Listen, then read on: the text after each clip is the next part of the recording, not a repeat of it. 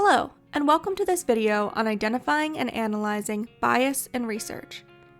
In this video, we will discuss how to identify problematic biases and explore how certain sources can be biased and still reliable.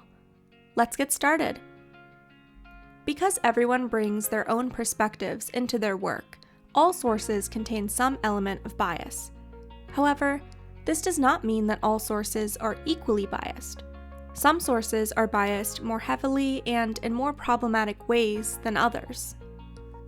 Some strategies you can use to identify problematic bias in a source are dishonest framing of facts, emotionally loaded language, and unprofessional language or research techniques. If a source displays evidence of problematic bias, this is generally an indicator that a source is not reliable. Reliable sources may contain bias, but they often use methods to counter or minimize that bias. These methods may include a thorough editing process, a rigorous set of professional standards, inclusion of perspectives from other professionals in a field, and transparency about their processes, including research and editing processes. You can also use media bias checkers like Ad Fontes Media to evaluate bias in different publications.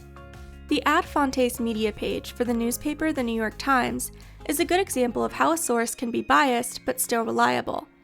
Ad Fontes explains how The New York Times has a slight left-leaning political bias but still tends to deliver factually accurate, reliable information consistently.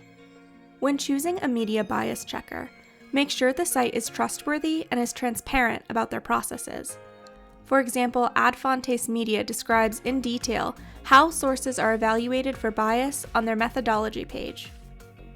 If you have any questions about evaluating sources for bias or using library resources, feel free to reach out to our library team via chat on the Shapiro Library homepage or by email at ask@snhu.libanswers.com.